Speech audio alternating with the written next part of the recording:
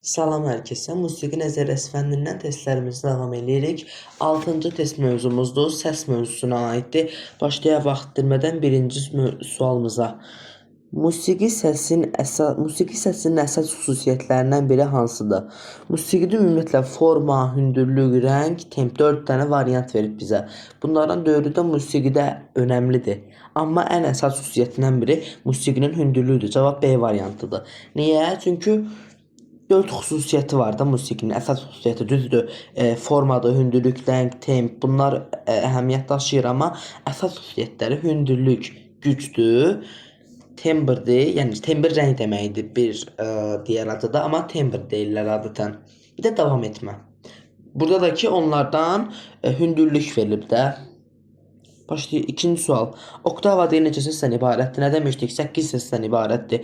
D variantlı cavabımız. Deməli, do'dan do'ya qədər. Onun arasında do, re, mi, fa, sol, la, si, do. 2 do, bir də qalan notlar. Üçüncü sual. Tonu soruşur bizdən. Ton nədir? Ton iki səs arasındakı məsafədir. A variantıdır doğru cavab. Yəni ki, yarım tonundan 2 dəfə böyükdür. Yarım ton nədir? Yarım ton bir qara pillə ilə bir ağ pillə arasında olan səsdir. Qara pillə, ağ pillə. Belə olur. Baxın çəkim. Bunlar ağ pillələrdir. Tutaq ki, bunun üstündə qara pillə var. Bu qara pillədir.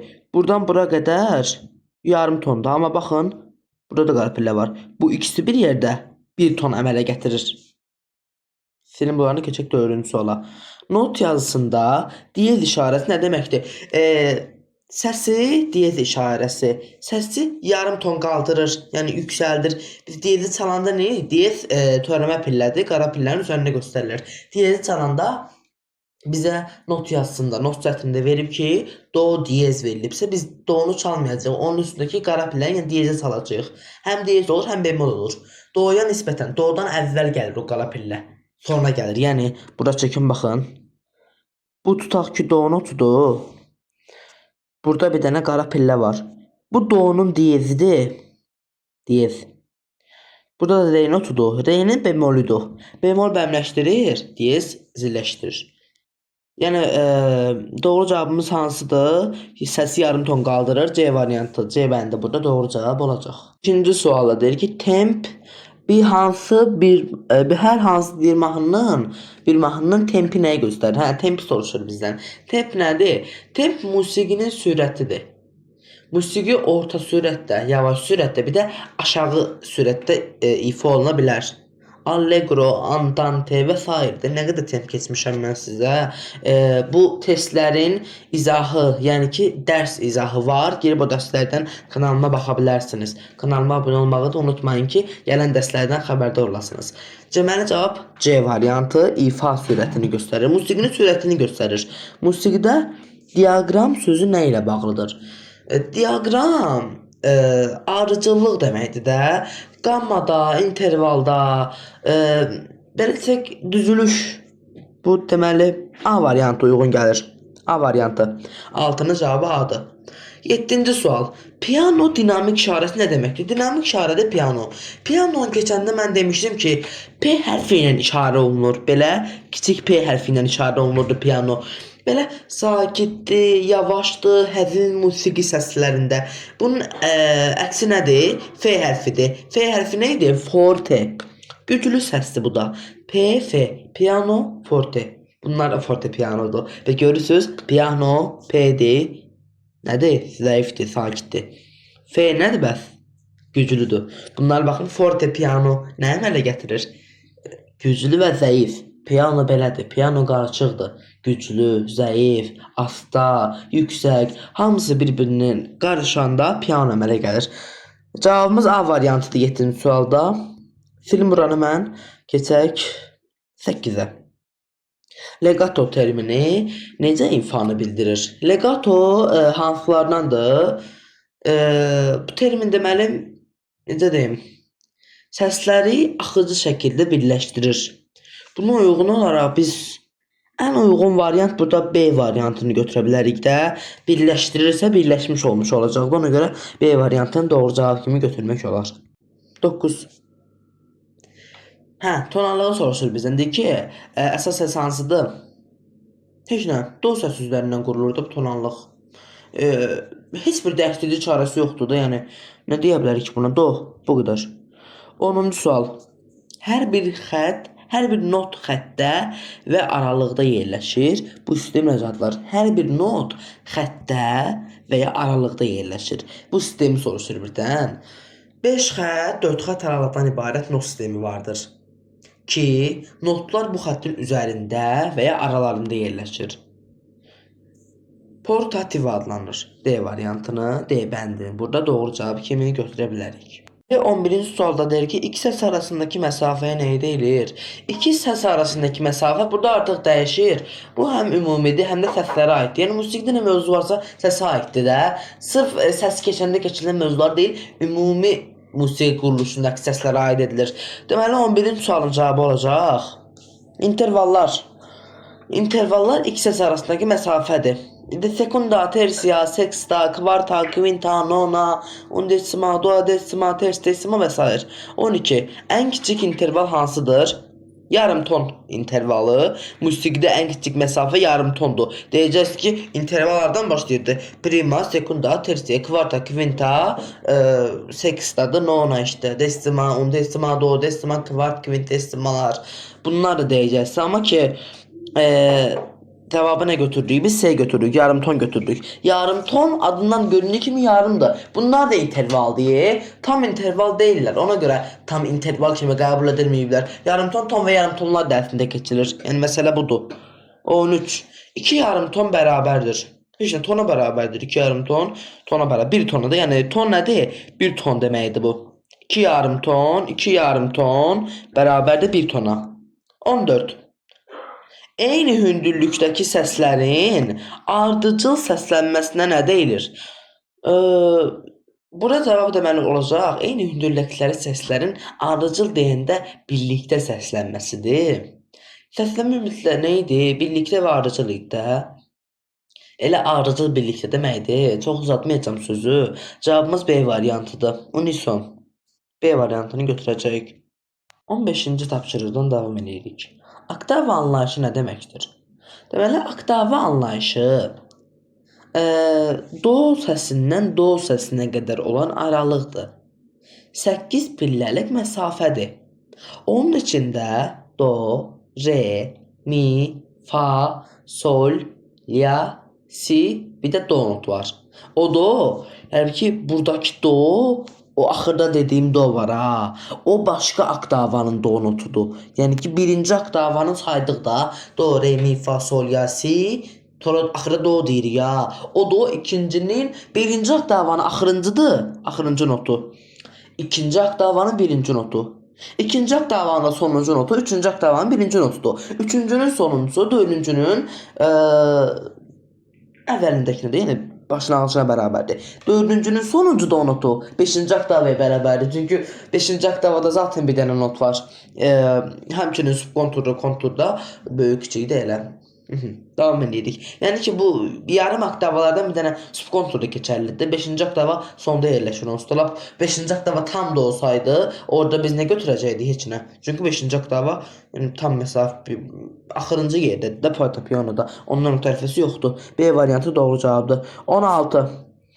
Səslərin yazıldığı sistem nə adlanır? 16-cı sualın cavabını bayaq elə dedik biz. Portativ adlanır da 5 xəttdən ibarət sistemdir. Bu aralıqlarda göstərilir səslər. A variantı doğru cavabdır. 17. Hündürlük nəyə deyilir deyir. Necə müəyyənidir daha doğrusu? Əslində hündürlüyü ifadə edən bir çox termin var. Hündürlüyü biz bir çox şeylə deyə bilərik. Burada deyir ki, nə müəyyənidir? Səsin gücüdür, infarktının nəfəsidir, tempdir. Hündürlüyünün də, hündürlük anlayışında bunların önəmi var, amma ki, dalğa tezliyi var ha. Titrəyiş tezliyi, yəni dalğa tezliyi nə qədər çoxdursa, o qədər hündür olur. Tezlikdən asılıdır da, yəni məntiqlə fikir etsəz də. Yəni burada B-ni götürəcəyik, amma o biriləri də aid eləmək olar. Amma cavab mütləq B olmalıdır məncə. 18, məncə deyəndə ki 100%. 18. Bemol işarəsi necə dəyişir? Ki yarım ton endirilir. Yarım ton. Hə, 2'də 1 ton yəni. 2'də 1 yarım ton deməkdir. Onsuz da bilirsiniz yəqin ki. C variantı. Yarım ton endirir. Bu kadar. Burada natural işarəsi üçün nədən istifadə olunur? Hə, bekar soruşur. Bekar işarəsidir bu. Bekar işarəsi bax belə yazılır. Bu bekar işarəsidir. Neynirdi? Diyez və bemol ləğv edirdi. Nə deyir ki bu? Hə, nə üçün istifadə olunur? Dediyim kimi də işarəni ləğv edir. Əvvəlki işarəni dəyişdirici işarə yəni ləğv edir. Natural işarəni əvvəlki diyez və bemol təsirini aradan qaldırır. B variantı doğru cavabdır. Necə yəni?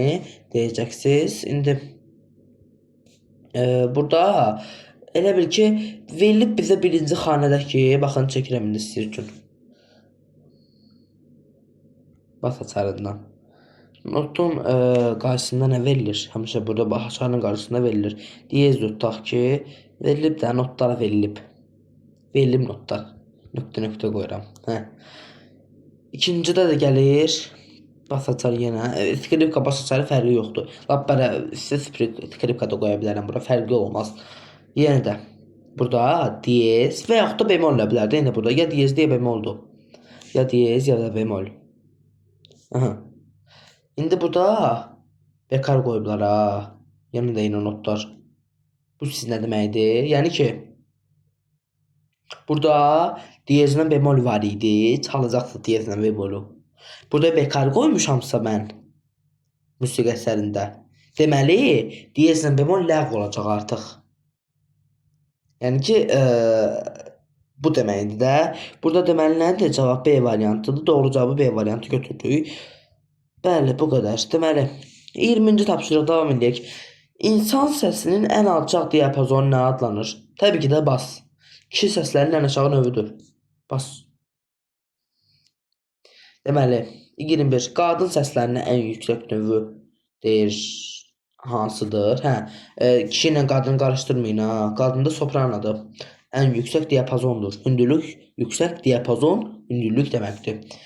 Soprano hardadır burada? Soprano, hə, C variantı. Bu kişi səsidir, qadın səsidir. Bunlar keçirilmir əsasən. Yəni nəzəriyyədə kitabda rast gələnmərsiniz də. Amma indi mən deyirəm də, indi burada deyirəm. Bu testi həm də ki izah verirəm mən. Görürsünüz, bayaq izah elədim. Nə idi tapşırıq? Bekarı da izah elədim sizə. 22. Kişi səslərinin ortada yerləşən növü hansıdır? Deməli bas var. Ən birinci basdır, ən alçaq basdır. Tenorda var ondan sonra. Yox. Bastıdan sonraki cavab olacaq burada bariton. Tenordan əvvəl gəlir, bastıdan sonra gəlir. Deməli bu da yəni bariton. O biraz qayda kimi verilmir, ona görə çətinlik çəkdim orada, amma yəni cavab budur 100%. Nədir deməli? 23-cü sual. Vibrasiya nədir? Vibrasiya deməli titrəyiş nəticəsində əmələ gəlir. Deməli bunun elmi adı da vibrasiya adlanır. Səsin titrəməsi deməkdir, titrəyişi deməkdir. Var ilə cavab. Səsin titrəyiş nəticəsində yaranması. B variantı. 24. Səsin güc dərəcələrini göstərən hansılardır? Dinamika, dinamik işarələr. Forte, mezzo forte, mezzo piano, crescendo, diminuendo, sforzando, bir sürü işarələr var. Dinamik işarələr də bunlar. B variantı var. Hə, B variantı. 25. Forte nə deməkdir? Forte'yi bayaq da dedik də. Yox demədik. Yox. Bayaq pianonu soruşurdu. Ən zəif idi o. Burada isə ən güclü. Tanı güclü. Hə, B variantı. Crescendo işarəsi nəyi bildirir? 26-da bunu soruşur bizdən. Səsin get-gedə güclənməsidir. C variantı burada doğru cavabdır. Belədə crescendo işarəsi bax belə. Səsi təcriddən artırır. 27. Hə, decrescendo nədir? Decrescendo'dakı azaldır da, o gücləndirirsə bu da azaldır. Decrescendo'dakı bax belə. Deməli, harada o? A variantında. Legato və staccato fərqi nədir? Hə, deməli bunlar çox istifadə olunmayan işarələrdir. Bu legato ilə staccato. Biri birləşmiş axıcıdır, bir də qısa və ayrılmışdır. Deməli legato birləşmiş axıcı, staccatodakı qısa ayrılmış ifadır. Deməli bu ifa biri uzun, biri qısa səslərlə ifadə olunur. B variantı. Bu doğru cavabdır. Biri uzun, biri qısa. Yəni nədir? İndi birləşmiş axıcı qısadır. O qısa yox, birləşmiş axıcı uzundur. Yəni uzun. O biri də ki, qısa və ayrılmışdır ki, qısa səslər. Bu qədər. 29. İlk səslə eyni vaxtda səslərin hesabı nə adlanır? Harmoniya adlanır. İzaha ehtiyac yoxdur məncə. Hamı bilməlidir məncə. Bunu eyni anda bir-iki səslərin harmonik bir melodiya əmələ gəlmiş olur. 30-cu sual. Musiqi səsləri hansı fiziki hadisə nəticəsində yaranır? Titrəyiş nəticəsində yaranır. Bütün səslər titrəyişdən əmələ gəlir. Bütün səsləri deyə bilmərəm, amma musiqini 100% deyə bilərəm ki, titrəyişdən əmələ gəlir. 31. Ən yüksək hissəsi hansıdır? Tenordur da. Ən yüksək hissəsi tenordur. Elə bil ki, kişi səslərinin ən yüksək diapazonudur da. Bayaq qadını soruşurdu, indi ikini soruşur. Tenor. Ən aşağı qadın səsi hansıdır? Hə, bayaq yüksək, indi aşağını soruşur. Burada belli bəli cavab. Hə, kontralto. D variantı. Deməli nədir bu? Qadın səslərinin ən aşağı diapazonudur. 33. Oktava daxilində neçə tam ton var? 6 dənə. Oktava 12 yarım ton deyil. Bunlardan 6'sı tam tondur, ikisi yarım tondur. Qayda belədir ya. Siz bunu düşünməyin. Çünki ağlınız qarışacaq, töküləcək. Mən də çox çətin başa düşmüşəm bunu. Amma yəni məntiqlə fikir etsəz tam tapacaqsınız, amma B variantı. Əzbər kimi yadda saxlayın bunu. 34. Səsin rəngi nə ilə ifadə olunur? Səsin rəngi bayaq dedik. Səs rəng tembr deməkdir. B variantı. Bu da doğru cavabdır. 35. Nə deyir? Tremolo, hə. Tremolo nədir? Səsin sürətidir, titrəməsi, təkrarlanması. Burada uyğun cavab titrəyici effekti, tez-tez təkrarlanan səslər. B variantı. Eyni səslərin titrəyici effektidir. Sforzando, SF belə işarələnir. SF, bir də ki, burada verildiyi kimi SFZ işarəsi nəyi bildirir? Nədir bunlar? Qeyri-adi dinamik işarələrdir bunlar. Ümumiyyətlə adları belədir bunların. Ani vurğu, qəfil vurğu. Qəfil vurğu nədir? Güclü səslənməsi. Birdən-birə vurğu olur. Çox, yəni ani də çox qəribə bir işarədir. 2 dənə işarə gəlmişəm qəribələrdən. Keçib baxa bilərsiniz kanalımda dinamik işarələr. Səhv eləmirəmsə 15-ci dərsdir. Deməli B variantı. Davam edək. 37-ci sualda nədir? Ən yüksək not hansı xəttdə ifadə olunur? 5-ci xəttdə. Deməli səsin hündürlüyü yuxarı qalxdıqca 5-ci xətt ən yuxarı not xəttidir. Hündürlük qalxdıqca 5-ci xətt ən yuxarı nota xəttidir. Yəni ki, nota xəttində ortada 5 dənə xətt var da. Burada verildi do, su, re, si, mi, si, fası. El olmur, aralarda da olur. Axır bu ən yüksəyə çıxan not. Məsələn, burada hansısa bir not. Bu əlbəttə ki, bu aşağıdakilərə nisbətən yüksək olacaq. Sonra əlavə xəttlər ki var ha. Onlar 5-ci oktavadan daha yüksəkdir. Bizdən nə soruşur? Ən yüksək not hansı xəttdə olur? Bu əlavə xəttlər xəyali, elə bil ki, xəyali deyili var onlarda qaydalarda, amma ki, onlara yəni ki, 3-cü, 4-cü, 5-ci oktavalarda yuxarı xəttlərdən kontur, böyük, kiçiklərə də ki, hətta 1-ci oktavanın tonusu da həmçinin bunlar kimi kontur, birinci, bir də ki, kiçiklə böyük oktavalar aşağıdakı xəttlərdə yerləşməkdədir. Nə soruşurdu? D variantı 5-ci xəttdə yerləşir. Rezonans nədir? Rezonans nədir? Rezonans titrəyişin başqa cismin səsini gücləndirməsidir. Deməli, əşya titrəyir, başqasının səsi güclənir. Titrəyişin başqa cismin səsini gücləndirməsidir. Burada B variantı. Əşyanın titrəyiş nəticəsində səsi gücləndirməsi. 39. İnsanın səs telləri harada yerləşir? Yəni qırtlaqda yerləşir də, çox İstənilən sahədə olan bir insan bu sualın cavabını rahatlıqla tapa bilər. 40. Musiqi səslərinin hündürlük ardıcıllığı ilə düzülməsi nə adlanır? Heç nə. Musiqi səslərinin hündürlük ardıcıllığı düzülməsi nə adlanır? Deməli, bizim gələcəkdə keçəcəyimiz dərslər qamma adlanır. B, burada gamma yazılmır, qamma yazılır. Qamma. Ola bilsin səhv düşüb də yazanda. Testdə ola bilsin ki, yəni nə bilim qurğu səhv yazıb ola bilsin. Qamma nədir? Hündürlük ardıcıllığıdır. Do, re, mi, fa, sol, la, si, do. Deyəcəksin, nə oldu? Hamısı do, re, mi, fa, sol, la, si, do oldu. Gələcəkdə mən qammanı keçəndə onu biləcəksiniz. Qammaya elə biraz var, 1-2 bölməmiz var. Deməli, test izahımız bitdi. 40 test işlədik. Əgər test izahını bəyəndinizsə, kanala abunə olmağı, videolara like atmağı və bildirişləri açıq saxlamağı unutmayın. Sağ olun, hələlik.